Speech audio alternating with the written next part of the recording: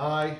When Ilana and I lived in London, we ran a program, many of you have heard of it probably, it's called speed dating. And speed dating for me was such an exciting thing because so many people were getting to meet so many people and it was really, really lovely. But something was used to happen at the speed dating events and really at the singles events that I've been to, hundreds and hundreds of them over the year. This always used to happen. So you'd like come into the room and there'd be all these like lovely people, really good people, wonderful, well-intentioned people, dressed nicely, looking good, etc., etc. And like someone who hadn't been into that environment before, maybe didn't know them that well, would come in, they'd walk up the stairs, they'd come into the room, and I'd see them do this. I'd see them like make eye contact very quickly with like loads of people in the room. They'd go, they look and they look and they look and they look and they look and they look and they look, and then they just kind of look away. It's like there's no one in the room that's really for me, you know?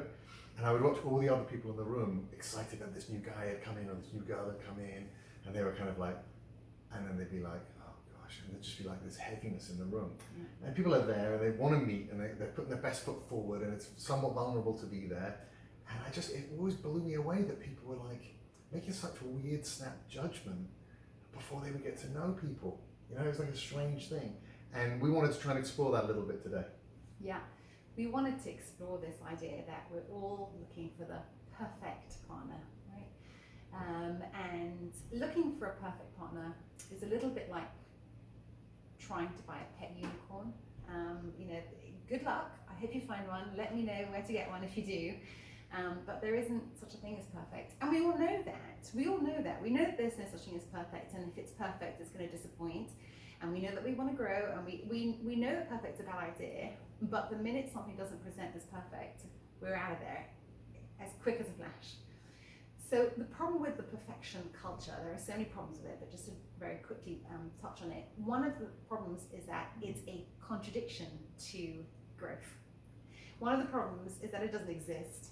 And another problem, which I'm sure you guys would have found, is that it creates this culture of having to lie about who you are in order to get that approval from that guy or that girl who walks into the room. And also like a very superficial perspective on who you are.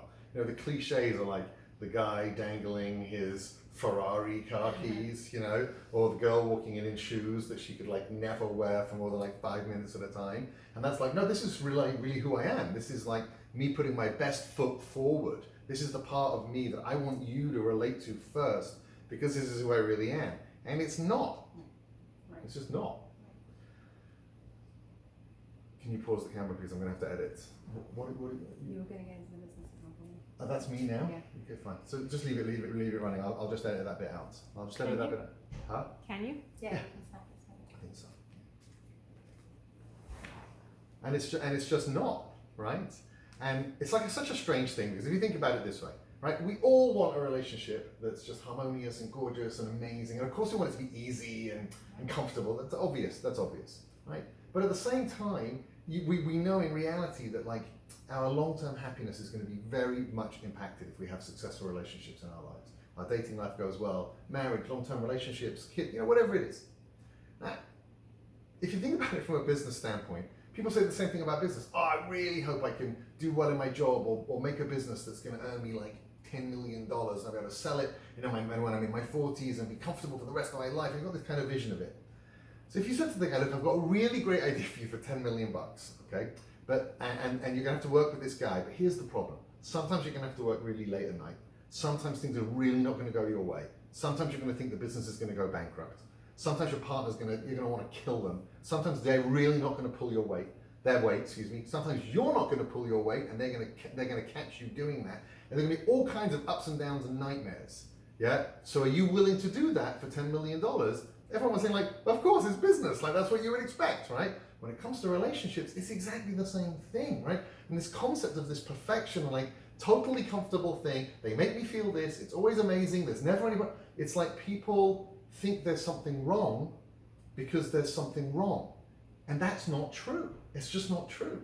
There's nothing wrong. That's just stuff that you need to work on in order to reach this amazing end. That's right. That's part of the dynamics that people talk about when they say we need to grow together, we need to work things through. We've worked things through, we've come a long way. It's all part and parcel of the working with the things that aren't perfect and bringing them into something that works. It's a question of dynamics. It's not a question of perfection. It's like a relationship is not two straight-edged pieces coming together. It's not tiles, it's a puzzle with your innuendos and my idiosyncrasies, and we bring it together and we build something from that.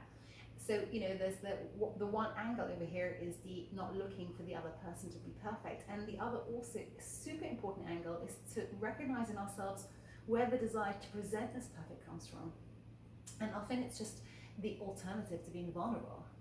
You ever have that friend who every time they make a mistake, they excuse themselves, they tell you why, they defend, and it's just really annoying because they could just say, I screwed up.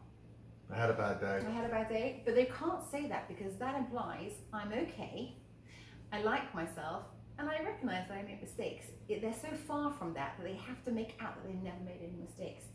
The perfection culture also comes from a place in us that isn't able to be loving about our weaknesses and our self and our true self, and to need to put out this perfect veneer. And then perfect veneer meets perfect veneer, and there's no real relationship that ever happens over there. So we'd like to encourage you to think about this idea of demanding less perfection from the people that you interact with, and demanding less perfection from yourself. The real people behind that veneer are the people that are going to have the relationship at the end of the day. So save yourselves time. Right.